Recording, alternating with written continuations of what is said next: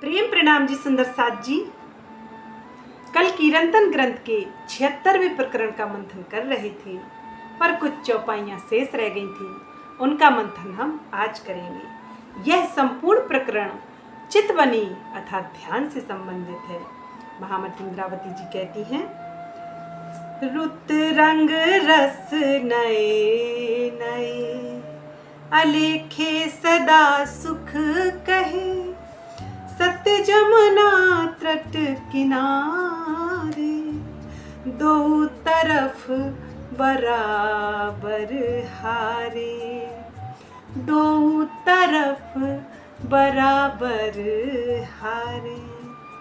सुंदर साथ जी महामती जी कहती हैं, परम धाम में ऋतुओं के आनंद का रस नित्य नूतन बना ही रहता है।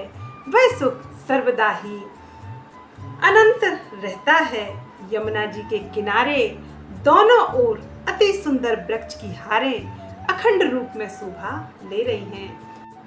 सुंदर साथ जी सोचो, जब मनुष्यों के घर, मनुष्यों के बाग बगीचे इतने सुंदर सुंदर होते हैं, तो सोचो उस संसार के मालिक, उस मालिक जहां का वह 25 पक्षों वाला घर कैसा होगा, उसके बाग बगीचे कैसे होंगे। यह तो आत्मदृष्टि से ध्यान चितवनी में डूबकर ही आत्मा आत्मदृष्टि से देख सकती है और अखंड आनंद में डूब सकती है। एकमात्र उपाय प्रियतम परब्रह्म के धाम स्वरूप लीला में खोने का एकमात्र ध्यान चितवनी ही है। महामती जी आगे कहती हैं, सत्य डारी झलुबे ऊपर जल, खुशबोए हिडोले शीतल, सत सुख तालाब के तट, खोल देखो नैना पट, अरे खोल देखो नैना पट। इंद्रावती जी कहती हैं, हे सुंदर साथ, हे मेरे आत्म संबंधी, मेरे साथ आप नैनों के पट अर्थात आत्मदृष्टि को खोलकर अपने निज घर के आनंद को देखो और उन्हें अपनी आत्मा में बसा लो।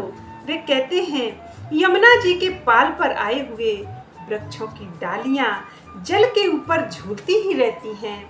इन डालियों में हिडोले लगे हैं। इनमें झूलने पर सुगंधित और शीतल हवा के झोंके आत्मा को अखंड आनंद में डुबो देते हैं अर्थात आनंदित करते रहते हैं। हे सुंदर साथ जी, अपने आत्मिक नेत्रों को खोलकर उस अखंड स्वरूप वाले उस प्रियतम परब्रह्म के अखंड सुखों का आनंद लो और भिन्न भिन्न प्रकार के हिडोले डालियों की जो शोभा आई है, उनमें स्वयं झूलकर चितवनी में डूबकर उस आनंद को लिया जा सकता है। यह शोभा, यह सुख केवल उनकी उम्मत की खातिर अर्थात यह सुख के अधिकारी वे परम धाम की रूहें, खासल खास रूहें, वे दरगाह की प्यारी रूहों की है और यह शोभा किसी की भी नहीं हो सकती। महामती जी आगे कहती हैं, पशु गाए लगावे रट, गिरद वाए देहोरी निकट, बड़ा चिरज मोहे यह, ए सुन क्यों रहे झूठी देह, यह सुन क्यों रहे यह झूठी देह। महामती इंद्रावती जी कहती हैं, उस धाम के अखंड सुखों का अनुभव करके भला यह झूठी देह कैसे रह सकती है। इसका तो कोई अस्तित्व ही नहीं। यहाँ के नश्वर क्षणिक सुखों का भी उस धाम के सुखों के आगे कोई भी अस्तित्व नहीं है। उस अद्वैत धाम की अद्वैत प्रेममयी लीला, अखंड लीला आत्मा को आनंदित करने वाली होती है। यह तो वही ब्रह्मात्मा उसका अनुभव कर सकती है जो ध्यान चितवनी में अपने प्रियतम प्राणेश्वर को प्रतिदिन निहारती है और वह अपने प्रियतम को निहारे बिना इस संसार में चैन नहीं पाती है।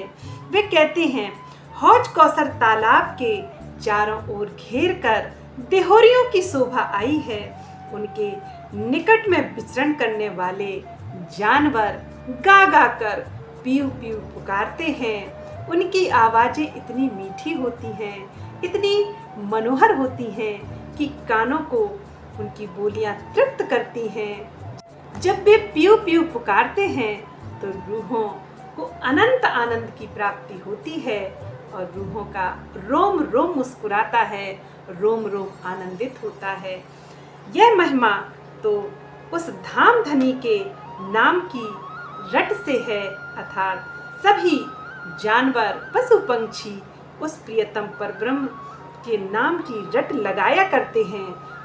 वे कहती हैं, मुझे इस बात पर बहुत आश्चर्य हो रहा है कि परम धाम की इस लीला के आनंद को सुनकर भी यह मेरा तन अभी क्यों खड़ा है, यह समाप्त क्यों नहीं हो जाता, यह जल क्यों नहीं जाता। अतः सुंदर साज जी, महामती जी यही समझाती हैं कि परम धाम की अखंड सुखों की लीलाओं को सुनकर इस स्वसंवेद के माध्यम से, इस कुलजम स्वरूप के माध्यम से उन सुखों में आत्मा क्यों नहीं डूबती है। यह सिखापन हम सभी ब्रह्मात्माओं के लिए इंद्रावती जी दे रही हैं कि फिर भी आत्मा माया में लिप्त होने के लिए क्यों मचलती है। उन अखंड सुखों को देखकर यह मोह माया और अहंकार क्यों नहीं छूट जाता।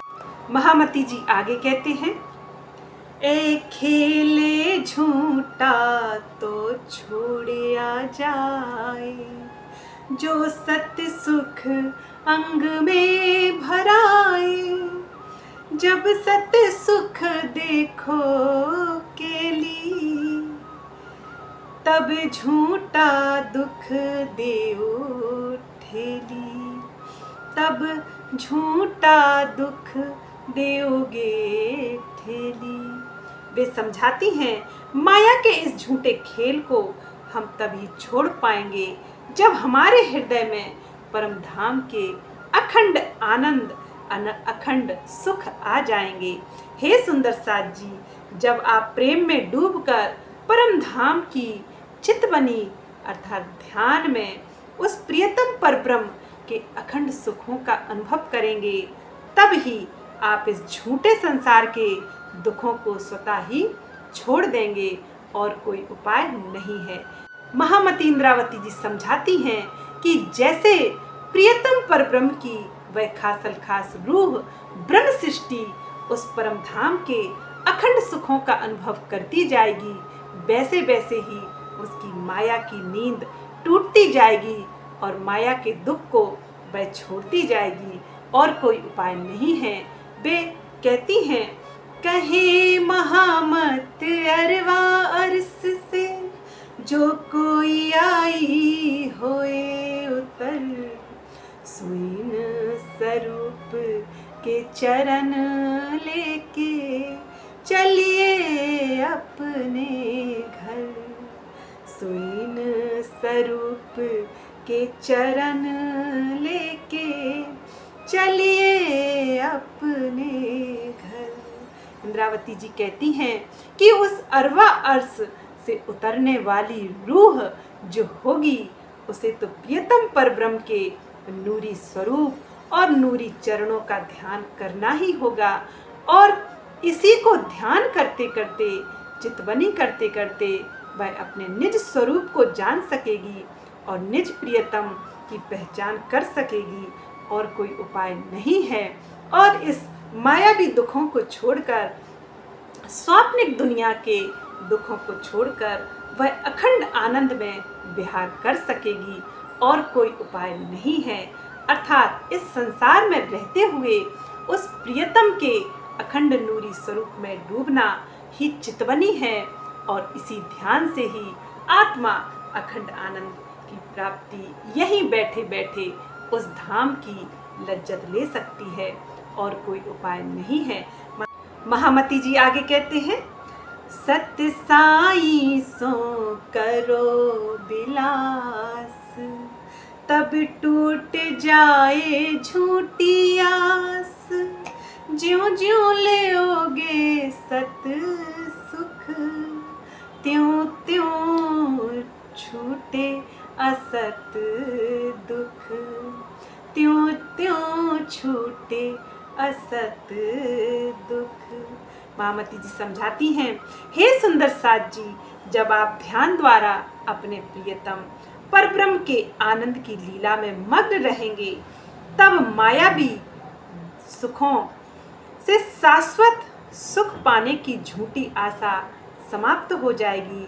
जैसे जैसे आप चितवनी में डूबते जाएंगे, चितवनी में उस प्रियतम परब्रह्म के अखंड आनंद में खोते जाएंगे, तब तब परम धाम की सुखों के आगे इस माया, इस दुखमय माया का संसार छूटता जाएगा और आत्मा उस सत्य स्वरूप, अखंड स्वरूप, उस प्रियतम परब्रह्म के नूरी मुख कमल को देखकर अखंड आनंद में हो जाएगी।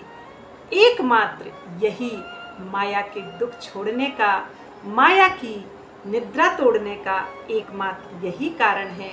इसलिए श्री प्राणनाथ जी कहते हैं कि ध्यान चितवनी में रूह को डूब जाना चाहिए, तभी वह इस संसार के दुखों से बची रहेगी।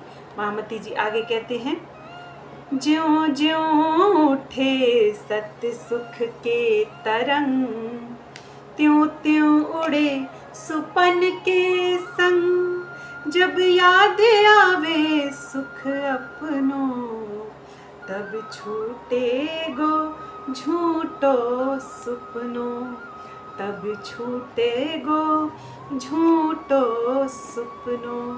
महामती इंद्रावती जी समझाती हैं, जैसे जैसे आपके हृदय में परम धाम का अखंड सुख समा जाएगा, अर्थात अखंड सुखों की लहरें धाम हृदय में आने लगेंगी, वैसे वैसे सांसारिक सुखों में से आसक्ति हटती जाएगी। तब जब ध्यान में परम धाम के सुखों की अनुभूति होने लगेगी, तब यह झूठा स्वप्नमय जगत स्वतः ही छूटने लगेगा। इसे फिर जबरन, हमें किसी भी तरह से जबरन माया से मन को हटाना नहीं पड़ेगा। ज्यों ज्यों धाम के अखंड सुखों की अनुभूति यह आत्मा, यह परात्मा का प्रतिबिंब कही जाने वाली आत्मा के हृदय में जब वह सुखों की लज्जत आएगी, तब तब माया की निद्रा स्वतः ही टूट जाएगी। महामती जी आगे कहते हैं, देखो मंदिर महल झरोखे, ज्यों छूट जाए दुख के धोखे, देखो झूठी फिर फिर मारे, सत सुख बिना कोई ना उबारे, सत सुख बिना कोई ना उबारे।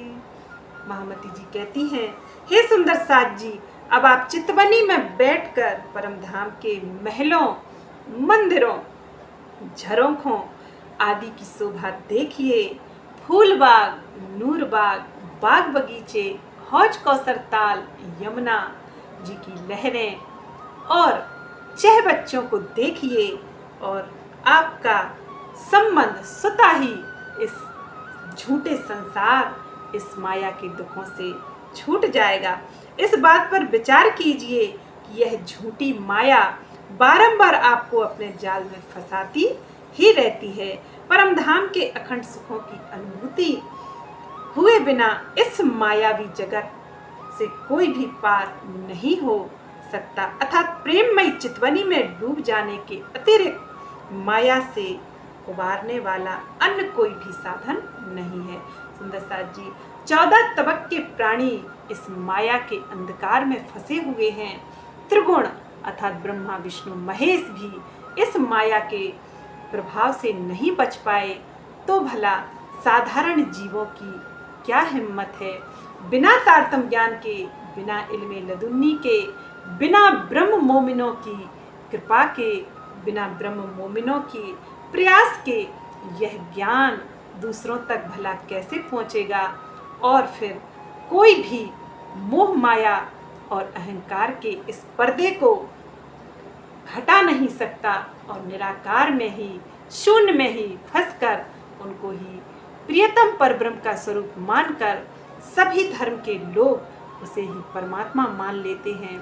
और निराकार के पार और तीन पार के पार जो अखंड नूरी परम धाम है, 25 पक्षों वाला जो हमारा घर है, उसकी पहचान किसी को नहीं हो सकती। अर्थात ध्यान चितवनी में डूबकर ही उस प्रियतम परब्रह्म के अखंड नूरी स्वरूप में खोया जा सकता है और प्रेममयी चितवनी से ही उस प्रियतम का पल पल अनुभव किया जा सकता है। और ब्रह्म मोमिनों का जो अर्श दिल है, उसमें उस प्रियतम परब्रह्म की नूरी शोभा समाई होती है। एकमात्र उनकी ही ऐसी महिमा है। वे कहते हैं कि परम धाम के सुखों की अनुभूति होने लगती है तो यह झूठा स्वप्नमय संसार स्वतः ही छूट जाता है। एकमात्र तारतम ज्ञान इल्मे लदुन्नी स्वसंवेद और निज नाम से ही इस मायावी जगत को हराया जा सकता है। महामती जी यही समझाती हैं कि इन जाहिरी आँखों से किसी भी देवी देवता की मूर्ति के दर्शन करने से, पूजा पाठ करने से उस प्रियतम परब्रह्म के अखंड स्वरूप को नहीं देखा जा सकता है। उसके अखंड स्वरूप को देखने के लिए इन जाहिरी नेत्रों को बंद करके एकांत में उस प्रियतम की प्रेममयी चितवनी और ध्यान करना चाहिए, तभी आत्मा अखंड सुखों में डूब सकती है। आप कोई भी कर्म कांड कर लीजिए, कोई भी क्रिया कर लीजिए, लेकिन बिना ध्यान के अखंड सुखों की लज्जत लेना असंभव है। महामती जी आगे कहते हैं, छोड़े घर को सुख अलेखे, आत्म कहे सो दुखड़ा देखे, आत्म परात्म पेखे, सुख उपजे सत्य अलेखे, सुख उपजे सत्य अलेखे। कहते हैं अपने परम धाम के अनंत सुखों को छोड़कर आत्मा को क्या आवश्यकता है कि इस दुखमयी जगत को देखे। जब आत्मा चितवनी में अपने मूल तन अर्थात परात्म को देखती है तो उसके हृदय में धाम का आनंद सुख स्वतः ही प्रकट हो जाता है।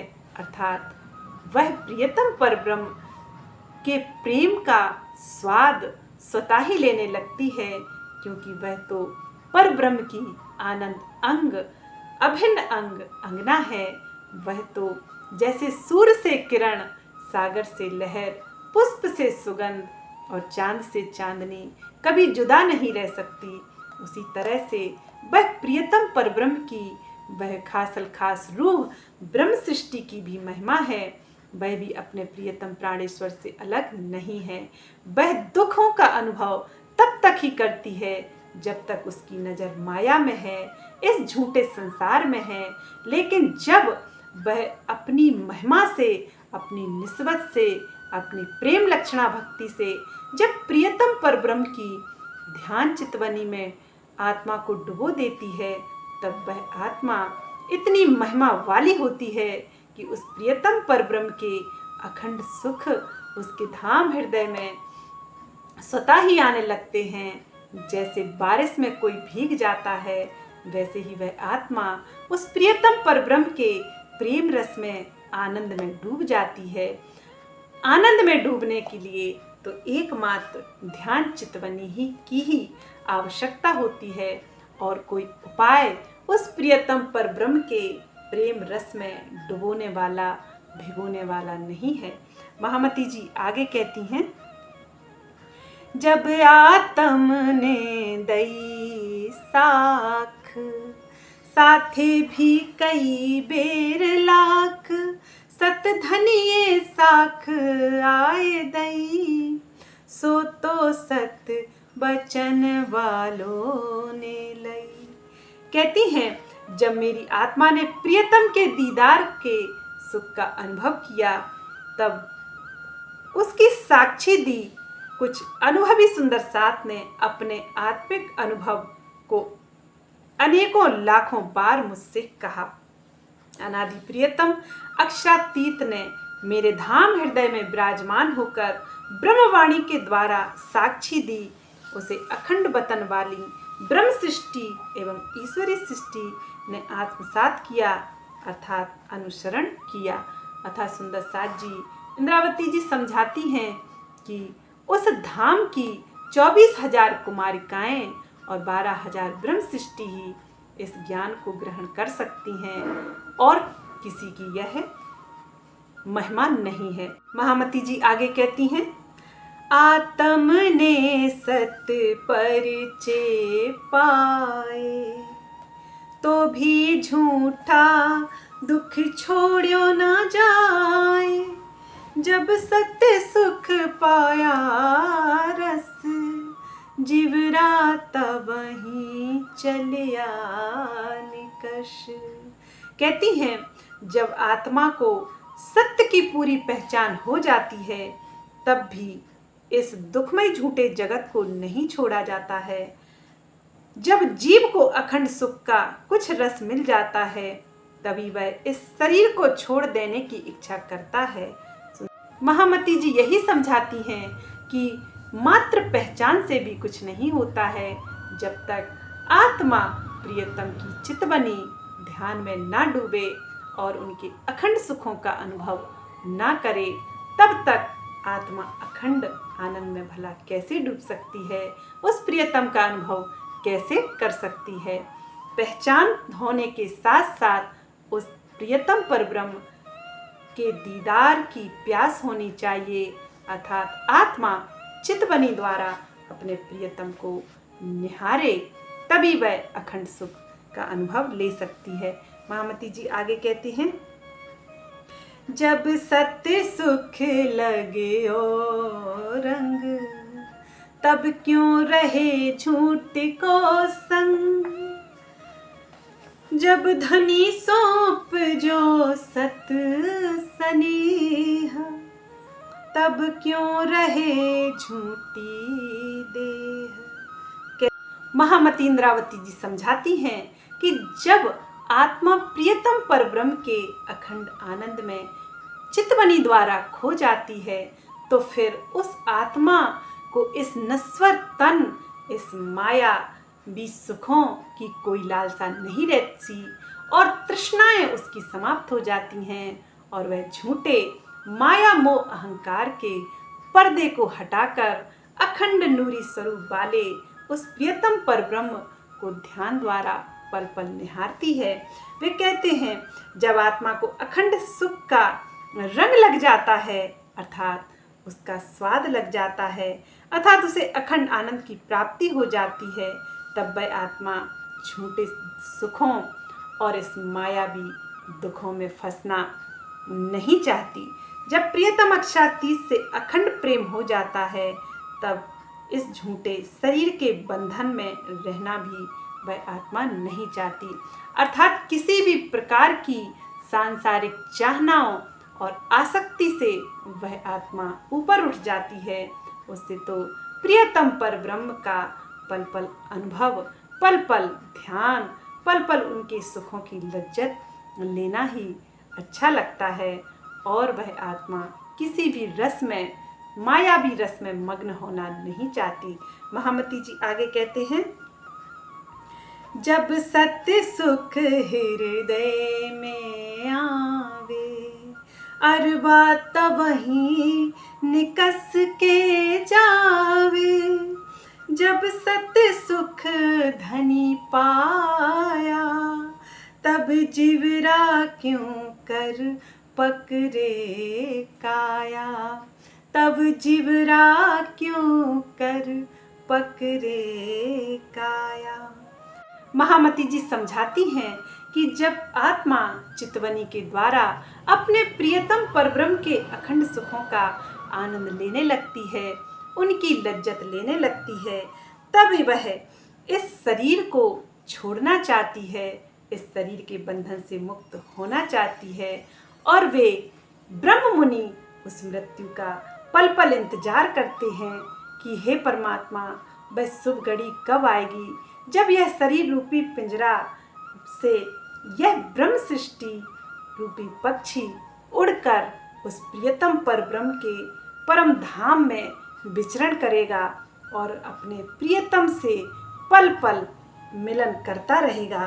वे कहते हैं जब जीव धनी के अखंड सुख को पा जाता है तब वह भी ब्रह्म सृष्टि के समान ही विचार करता है और उनके ही सुख को लेना चाहता है और फिर वह जीव भी शरीर के बंधन में नहीं बंधना चाहता, वह भी अपनी मुक्ति का उपाय करने लगता है और वे जीव भी उस चतुष्पाद विभूति, उस अक्षर ब्रह्म के योग माया के ब्रह्मांड में अखंड मुक्ति को प्राप्त होने का अधिकारी हो जाता है।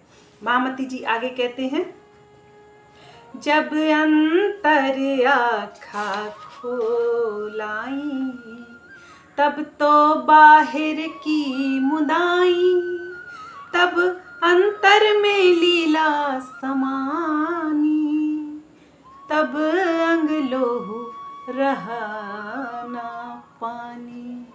महामती इंद्रावती जी समझाती हैं कि जब आत्मिक नेत्र बंद हो जाते हैं तो बाहरी नेत्र खुल जाते हैं और जब बाहरी नेत्रों को मूंद लिया जाता है तो आत्मिक दृष्टि खुल जाती है। यही ज्ञान का नेत्र होता है। यही तो ज्ञान का नेत्र खुल जाने पर ही आत्मा जागृत हो जाती है। वे समझाते हैं कि जब आत्मा के हृदय में परम धाम की लीला बस जाती है तब शारीरिक अंगों में खून और पानी नहीं रहता। सुंदर साथ जी, खून और पानी नहीं रहना यह अलंकारिक भाषा का प्रयोग है। इसका अर्थ है शरीर और संसार का मोह समाप्त हो जाता है। शरीर और संसार की ओर कोई ध्यान नहीं देता।